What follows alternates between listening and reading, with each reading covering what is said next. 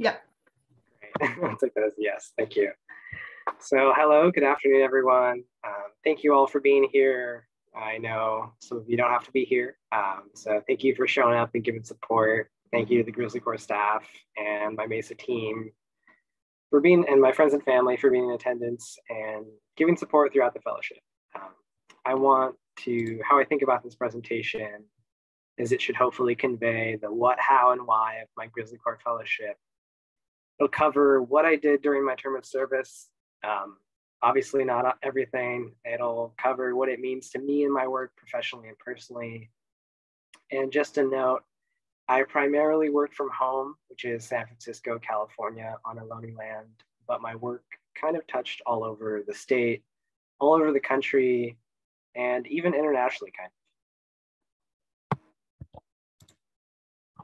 So this is our agenda for today's presentation. First, I'll be talking about the background and history of MESA's work and outlining the grant that ruled my world for the past 11 months. This first section is about setting up a bit of context for the work, so it might get a bit technical. Second, we will be talking about the structure of this grant and my role in management, admin, and coordination. Third, I will talk about the Agroecology Education platform we have at MESA, which is separate from the first two sections in terms of my role and also the structure of MESA. In this section, I also kind of want to touch on interfacing with program participants. And lastly, I'm going to talk about broadly successes, challenges, and reflection on this term of service. Just a warning, if you have a bee phobia, there will be pictures of bees. So what is a MESA, the Multinational Exchange for Sustainable Agriculture? I know there's a lot of content on this page, and that's kind of the point. There's a lot of acronyms to learn. You don't have to master them right now. I wanted to give you all a chance to absorb some of them. In case I do slip into acronym talk, I'll do my best not to, but I very may well. So the acronyms also reflect kind of how I organized my thinking when I first joined MESA staff. I compiled a spreadsheet of acronyms actually, and I took notes on the structure of our programs and how they interacted and how they worked independently. It took me a few weeks to really understand that. The acronyms are one thing, but understanding what it actually means is another. So MESA. MESA was founded over 2 decades ago by Lauren Augusta, pictured here right with me, in Berkeley, California, as a nonprofit that facilitated cultural exchange for sustainable agriculture. So MESA's big program at this time, that continues on right now, is working with farmers and growers in the global south to bring them to the US on a J1 visa. So this program was the first of its kind. I think we were the first one to be focused on a sustainable agriculture. The J1 visa is a training program for, like a work training program for those to be developed in the US. And we are still unique in our focus of the global south perspective in this. At this time in MESA's history, our domestic US programs are largely related to 2 different USDA grants. The first being what we call the 2501 grant, and the second what we call the CFP. The CFP is the one I'll be discussing from a grant, from a project management perspective.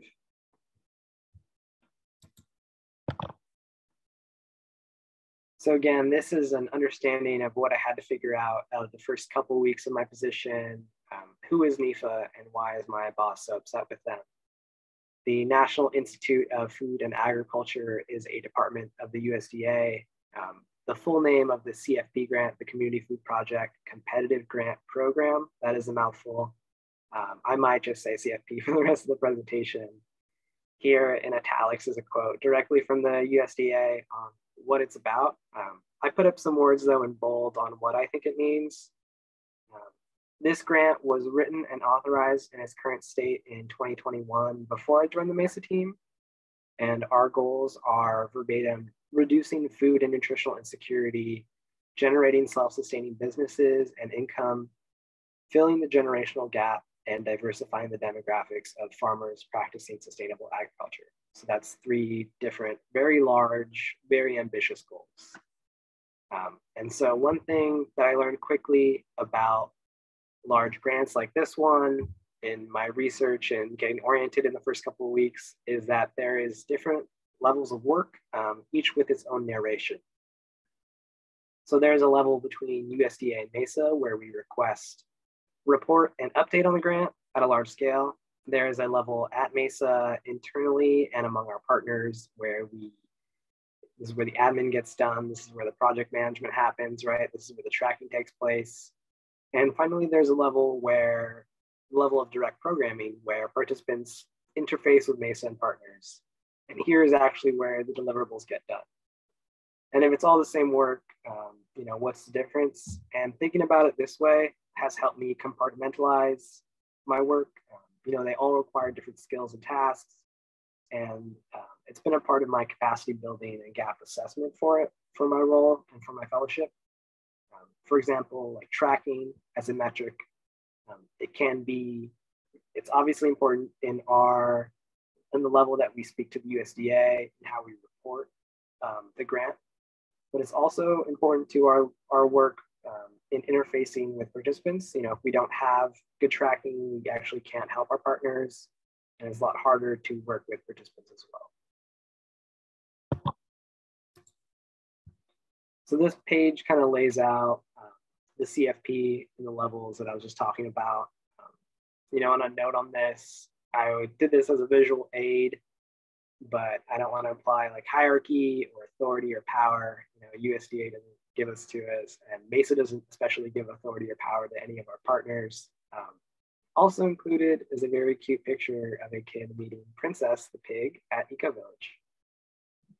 There's an asterisk on the left here with CFFJ to BTF. That is a partnership that is currently being redesigned. I had the privilege of working with Black Thumb Farm in Los Angeles. I'll talk more about that process on the next slide. And so though I worked at all levels of this grant, kind of, there between our subawardees, between our program participants, each partnership required a unique approach and needs. And let me just go a little bit over on the work actually. On the left is the Agripreneurs program. That was, when I came on, was a pilot program launched by our partner, Center for Food, Faith, and Justice in Berkeley, California. And there we have our program participants who are entrepreneurs, and the deliverable there is for them to build out business plans or business-related projects. In the middle, we have Eco Village, and that program is called the Beekeeping Apprenticeship Program. There we have apprentices who have a year-long apprentice on a farm where they come monthly and learn how to keep bees, and all the equipment is provided to them. And then on the right, we have Empower, where we have on-farm interns. And in that program, interns work and live on an organic farm in Umatilla, Florida for 3 months.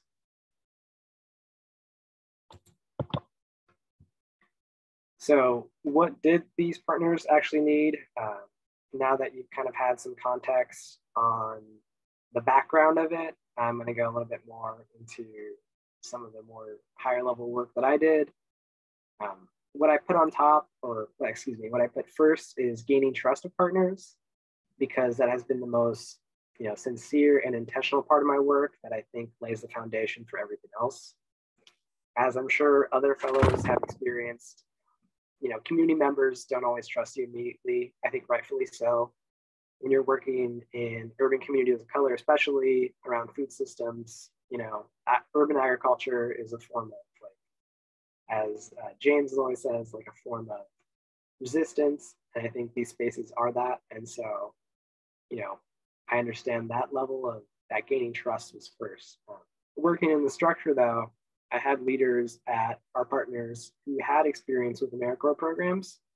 And so they really understand what it was like to come into a community like that. And they took the time to understand my orientation and my interests and my needs, and gaining the trust of our partners and leadership in that way kind of worked at a different pace maybe than gaining the trust of program participants. But they both informed my partnership management skills. And also with that dynamic, it was harder to work at a level where these partners saw me as someone coming in that they're immediately accountable to. I wasn't there in the beginning of establishing these partnership relationships. I was someone working with them, working for them, and also asking them to turn in that report if they needed to. But I would also be the one to help them edit that report. So figuring out that dynamic of work and my own voice in this role was a challenge at first. And again, like I said, one dynamic that was a thread that ran through all my partner relations was that they were all on board before I was. And I felt that was kind of tough because, I had no sense in the grounding and development of these partnerships. Any community work, I think this is true of all of our fellowships. It's hard to do just a plug and play if you're coming into these areas without a history. And so that changed later in my fellowship when we started talks to redesign our agripreneurs program. So after the fall of 2021, we were looking for new partners, and James at MESA was the one who initiated talks with potential partners and included me in this process.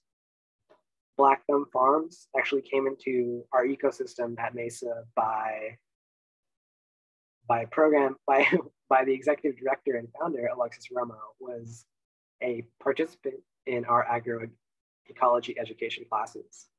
So, having that real connection there with her and being able to go down to Los Angeles and develop a partnership with them and dream and design and figure that out was a really rewarding part of my fellowship.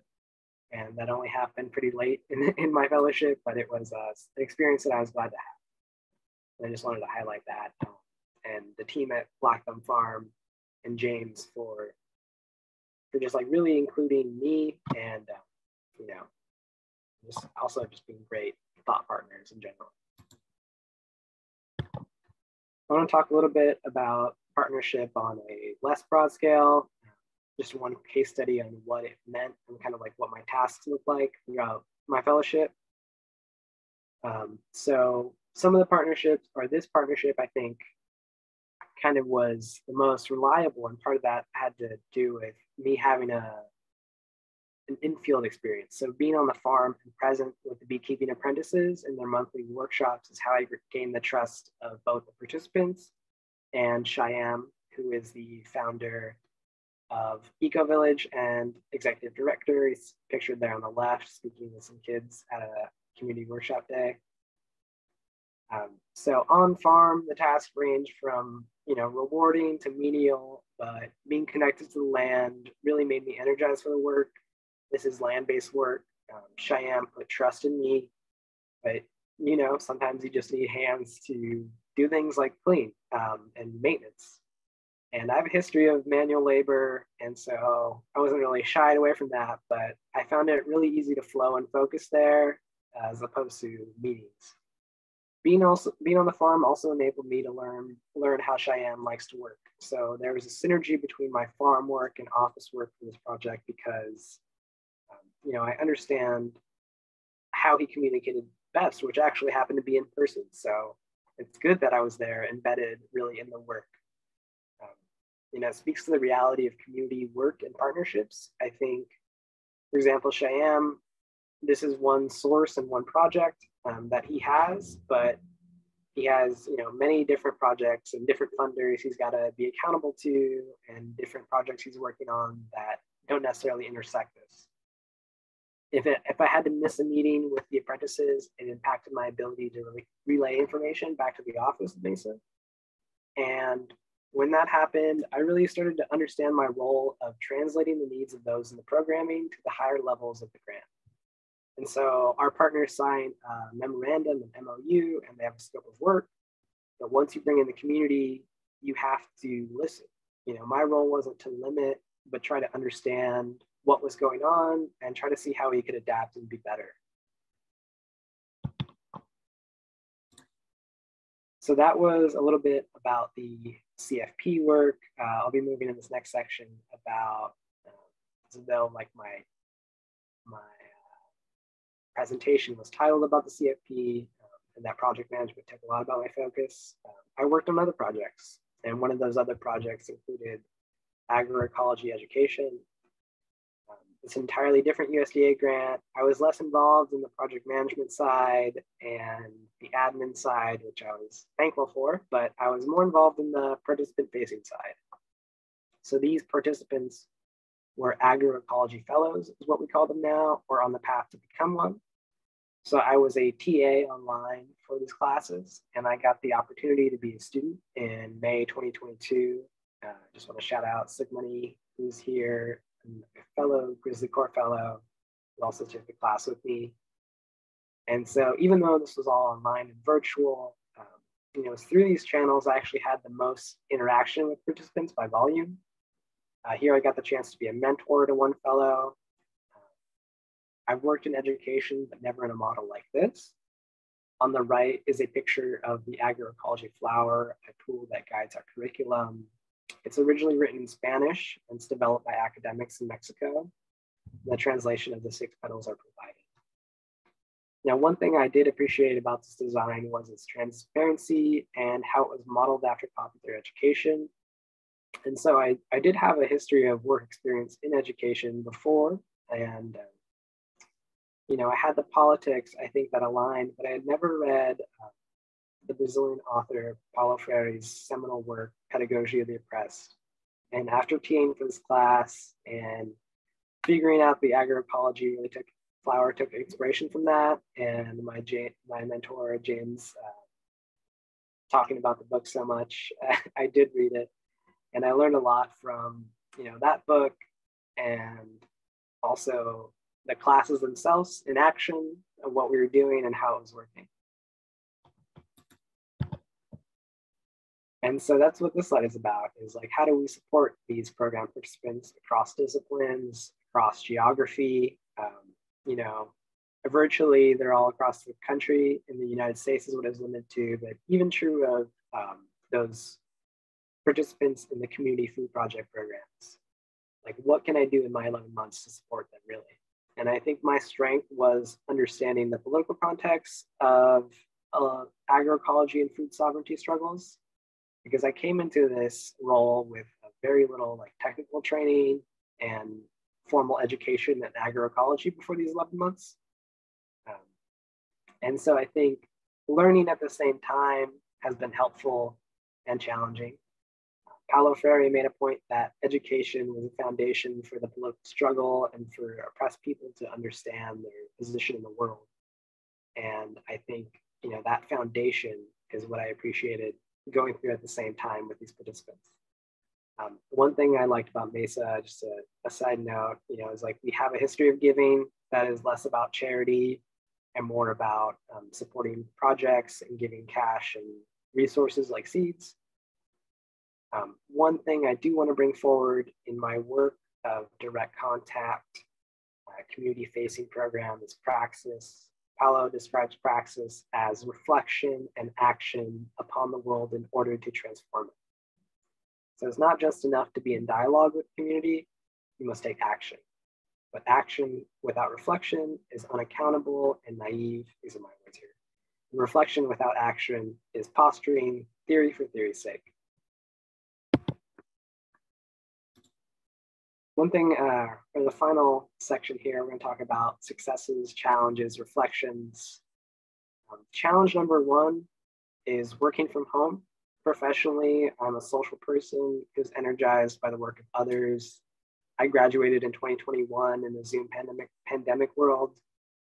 Obviously, the pandemic is still raging, but throughout this whole time, I found it hard to connect. My first success, I think, is my professional development and mentorship under James Soria, who's here in attendance. Now, while my training hours, were not at the maximum, I think James, every week we met, took a step back and helped me up my professional development and really analyze what we were doing. The challenge I had here also was with a program partnership with urban agripreneurs, finding a home for it, and managing a partnership that didn't work out long term. A success, all the skills I'm going to take with me, developing project management skills, soft skills, I think have really regressed during COVID, being unable to interface in person as much. I feel a lot more comfortable speaking to a room of people than I do speaking in front of my laptop like this. I think speaking of comfortability, I don't think you can grow without being uncomfortable. And that hasn't come from conflict, luckily, so much during these 11 months, but I've learned that community work is messy, but my heart doesn't beat for writing reports or project management, but I want to sharpen these skills because it is in service of the community work. And I don't want to lose sight of that. And I want to be able to keep being real with folks that I'm speaking, and being able to listen, I think, is the most important part. And that's my time. Thank you all again. And if you have any questions, let me know.